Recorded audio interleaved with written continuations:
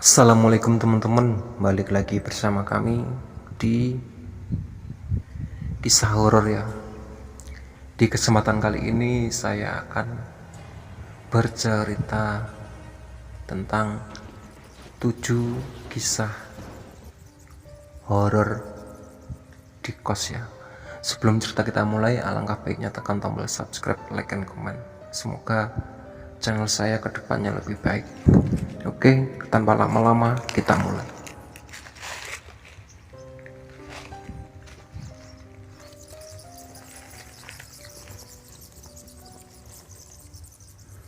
Satu, kos baru yang berisik. Hari itu aku pindah ke kos baru yang gak jauh dari tempat pemakaman umum. Malam pertama dan kedua tidak ada masalah, tapi tidak dengan malam ketiga. Malam itu kosku sepi karena rata-rata semua penghuni pulang kampung. Tersisa aku dengan penjaga kos yang ada di kamar ujung paling dalam. Jelang tengah malam aku terbangun karena seperti mendengar suara orang berlari. Aku mencoba tidak memperdulikan, namun beberapa saat setelah memejamkan mata lagi, suara semakin keras dan pintuku diketuk berapa kali. Aku mulai terganggu dan melihat keluar, tapi tidak ada orang. Kegelapan sepanjang lorong, hanya ada cahaya di ujung lorong, yakni kamar penjaga kos. Aku mulai kebingungan. Aku mencoba untuk tetap berpikir positif, kembali tidur dan terbangun lagi karena suara ketukan pintu itu semakin keras. Dan dalam waktu yang lama, aku putuskan untuk keluar dan aku berjalan di lorong yang sepi itu. Aku menyalakan lampu dan tiba-tiba melihat sosok hitam di ujung lorong. Aku terdiam, badanku lemas, keduanya melihatku dengan mata merah menyala. Mereka kemudian seperti berlari ke arahku. Semakin dekat dan cepat mereka berjarak tidak jauh denganku. Aku takut, tapi tidak bisa bergerak. Dan berteriak. Kemudian aku pingsan ketika mereka semakin dekat. Aku dibangunkan penjaga kos paginya dengan kondisiku ada di ujung lorong dekat kamarnya. Itu adalah ujung lain dari tempat aku berdiri sebelumnya. Yang kedua, gulingku berubah. Jadi kosku memang terkenal angker, tapi aku sendiri tidak pernah mengalami hal yang terlalu aneh. Biasanya hanya suara-suara, tapi malam itu aku benar-benar dibuat takut olehnya. Malam itu aku langsung tidur saat sampai kos dari kantor. Aku sudah tidak memperdulikan sekitar, aku langsung terlelap. Tiba-tiba aku merasa ada yang memanggil-manggil namaku dalam jarak yang dekat. Aku kira temanku sering memanggilku karena butuh bantuan, namun aku merasa panggilan itu dari arah tepat di belakangku. Aku membuka mataku, tapi kamarku hening. Tidak ada Sri. Aku pun merasa ada hal yang kurang nyaman di punggungku. Aku berusaha tidak memperdulikannya. Aku mengarahkan tanganku ke belakang untuk meraih si guling di sisi kasur. Saat kupegang, aku merasa megang tubuh seorang. Aku panik, ketakutan, tidak berani menengok. Tanganku seperti terhenti di gundukan yang lebih tinggi. Saat ku raba-raba, terasa seperti tangan yang terlipat. Aku mulai panik dan tahu itu apa.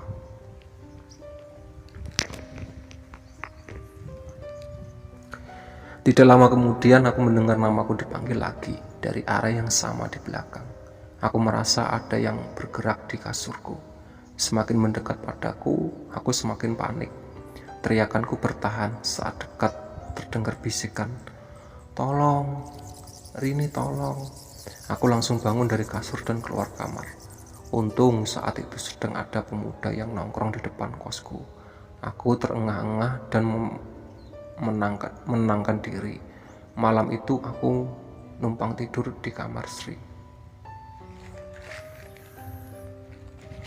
3. Semuanya berantakan, tapi tidak ada yang hilang. Aku selalu mengunci kamar kos sebelum pergi, namun anehnya ketika aku kembali kamarku sudah berantakan. Ada saja yang jatuh di lantai atau tidak di tempat terakhir aku menaruhnya. Selama seminggu aku tidak peduli dengan hal itu. Sampai satu saat di hari Minggu aku memutuskan untuk tidak keluar kos. Aku ingin tahu siapa yang iseng. Hal itu aku bangun siang, semuanya masih normal, tidak ada yang aneh dalam kamar. Namun saat jam dinding menunjukkan pukul 14, aku merasa ada yang memperhatikanku di pojok kamar. Aku merasa tidak nyaman dan memutuskan untuk memasak mie instan di dapur bersama. Saat aku kembali, buku-bukuku yang ada di rak atas sudah berserakan di lantai. Aku bingung, sangat bingung. Kemudian saat aku makan, buku-buku yang sudah kubereskan itu langsung jatuh lagi ke lantai. Aku kaget. Kemudian barang-barang yang lain pun mulai berjatuhan. Aku mulai bingung, tidak ada angin, tidak ada orang. Aku semakin panik. Aku kebingungan dan ketakutan. Kemudian aku coba keluar kamar dan suara-suara barang berjatuh mulai terdengar dari kamarku. Kemudian aku memberanikan diri untuk buka pintu lagi dan sekilas melihat seorang anak dengan kepala pelontos dan pakaian lusuh dengan sedang ada di atas rak buku. Kemudian anak itu hilang sambil tersenyum ke arahku. Ketakutan aku menutup pintu kamar dan meminta untuk pindah kamar dengan pemilik bosku. Yang keempat, akibat main jelangkung. Malam itu aku dan 3 temanku bosanan. Malam itu juga malam Jumat, dan tiba-tiba ada salah satu temanku mengajak kami bermain jelangkung. Katanya iseng saja, tapi aku dengan satu teman lainnya langsung saja mengaku tidak berani. Namun 2 teman lainnya terus-menerus memaksa. Akhirnya kami setuju. Tepat pukul 11 malam, persiapan kami selesai. Mulailah dengan ritual yang orang-orang sudah banyak tahu. 10 menit berlalu, tidak ada hal yang aneh terjadi. Kami memutuskan bahwa tidak ada apa di kos kami.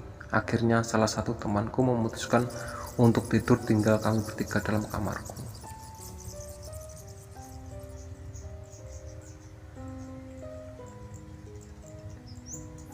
Jelang pukul 1 pagi, kami mulai mendengar suara yang mencakar-cakar di dinding kamarku.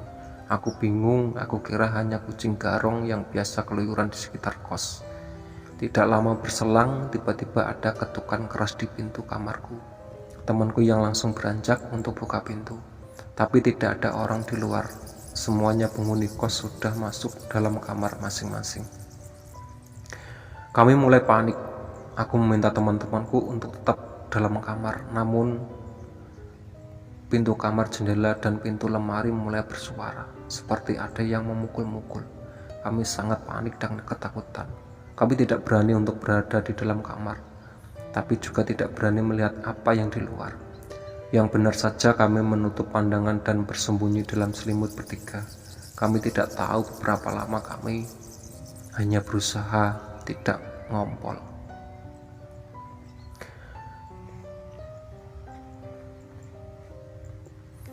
Akhirnya suara-suara itu hilang, dan aku melihat jelangkung kami hilang. Aku beranikan diri untuk membuka pintu kamar. Boneka jelangkung itu ada di kamar. Kami putuskan untuk langsung membakar boneka itu. 3 malam berikutnya aku tidak berani tidur di kamarku. Aku berpindah-pindah di kamar teman-temanku. Yang kelima, diperhatikan orang lain. Saat itu aku sedang bersantai dalam kosku. Hal itu aku tidak ada kerjaan. Aku menikmati hari libur dengan nonton film dan internetan. Aku bingung mau berbuat apa sampai menjelang sore. Aku merasa bahwa ada yang memperhatikan di kamar. Aku merasa ada yang tidak beres dan mengajakku, temanku yang dari kamar sebelah, untuk bermain di kamarku. Saat temanku sudah ada di dalam, aku tetap merasa ada yang memperhatikan. Aku mulai terus-menerus menengok ke pojok atas kamarku. Aku merasa ada sesuatu di situ. Kemudian saat temanku meninggalkanku, bulu kuduku berdiri lagi. Aku semakin tidak nyaman. Aku berusaha tenang karena aku tidak bisa kemana-mana. Aku mencoba tidur di siang saja, pikirku. Saat terlelap, aku merasa ada yang meniup-niup mukaku dari atas. Aku terbangun dan tidak ada apa-apa di depan mukaku. Tapi perasaan itu tidak ada. Kemudian aku beranikan untuk melihat terus ke pojok kamarku itu. Tiba-tiba seperti muncul sebuah muka. Pandanganku buram saat itu. Muka yang pucat dan penuh darah, serta tersenyum ke arahku. Langsung saja aku menutup mataku dan keluar dari kamar. Hal tersebut terus aku rasakan selama 1 minggu, hingga aku putuskan untuk pindah kos. Yang keenam, akhir minggu penuh kengerian.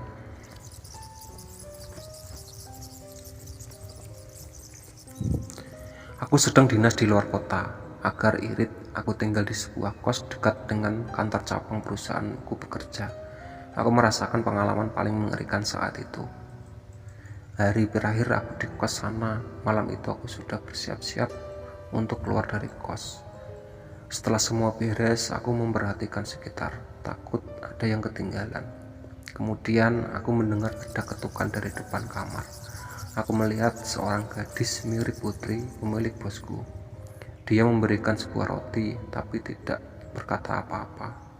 Aku ucapkan terima kasih, kemudian dia langsung pergi begitu saja.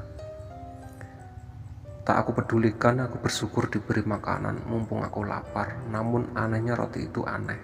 Saat aku buka isinya ternyata ada seekor ulat dalam roti itu. Sontak aku melempar roti itu. Terkejut, aku bingung kenapa mereka memberi roti busuk. Padahal 1 minggu ini mereka baik-baik saja denganku. Malam pun tiba, aku merasakan ada yang memperhatikan diriku. Aku merasa banyak orang. Aku melihat sekeliling dalam kegelapan, tapi tiba-tiba kakiku terasa seperti ada yang mengelusnya. Aku kaget dan segera mencari sekring lampu. Tidak bisa menemukannya. Aku mulai dengar suara garukan di dinding dan geraman. Aku panik. Aku berusaha menggedor-gedor dinding kamarku dan berteriak. Namun tidak ada suara yang keluar. Aku merasa semakin sesak, terasa geraman dan suara itu semakin keras. Aku kemudian muntah dan mendengar suara tawa wanita. Ramai. Aku terus muntah sampai aku pingsan. Saat aku membuka mata, aku mulai ada di depan kamar kosku dan kamar itu terkunci. Aku ceritakan semuanya pada pemilik kosku, dan benar-benar saja semalam mereka tidak minta anak mereka memberikan roti padaku. Kami akhirnya mendobrak pintu itu dan benar saja, kamarku berantakan, barangku penuh tanah, lantaiku ada darah dan seperti cairan yang menjijikkan. Aku langsung membereskan barangku dan pamit. Yang ketujuh, aku dan temanku terperangkap dalam kos. Temanku memang punya kemampuan lebih, dia punya sixth sense, namun dia tidak pernah coba menakut-nakutiku. Malam itu aku dan dia habiskan waktu dalam kos sambil nonton. Kami tiba-tiba mendengar suara wanita tertawa dari luar kos. Temanku langsung keluar, tapi tidak ada orang. Sontak dia bilang, "Hei, berisik." Aku sudah paham kepada siapa ya dia menghardik. Kami melanjutkan nonton sampai setetes darah jatuh di lantai kamarku. Temanku langsung memintaku untuk dekat duduk. Dia langsung berdiri dan memandang ke arah pintu. Tetesan darah itu semakin banyak. Sampai akhirnya temanku berdoa dan mengucap beberapa ayat. Namun belum berakhir di situ, mulai ada suara ketokan dari tempat lemariku. Aku panik, temanku memutuskan untuk mengajakku keluar, tapi kami terkunci. Suara ketokan itu semakin keras, beserta suara erangan serta tawa. Aku panik, sangat panik. Temanku terus berusaha melindungiku, sampai tiba-tiba aku merasa ada yang memegang kakiku. Temanku langsung memegang erat tanganku sambil berteriak, "Jangan ganggu kami tidak pernah mengganggu kalian." Tak lama aku merasa kepala dan punggungku berat, kemudian pingsan. Aku Aku terbangun, kondisi sudah pagi. Aku dikelilingi pemilik kos dan beberapa temanku di kos. Aku menanyakan apa yang terjadi. Temanku bercerita bahwa aku kerasukan tidak lama setelah aku pingsan. Diceritakan, aku memarahi temanku dengan kata kasar dan dalam bahasa yang tidak pernah aku kuasai, Mandarin. Sejak itu aku meminta untuk pindah kamar dekat dengan kamar temanku yang punya sen ini. Nah, hati-hati, perhatikan pojok depan pintu dan jendela ya. Oke ya, itu tadi cerita dari 7 kisah horor kos. Sebelum cerita aku tutup, alangkah baik tekan tombol subscribe, like, and comment. Semoga channel saya kedepannya lebih baik. Assalamualaikum warahmatullahi wabarakatuh.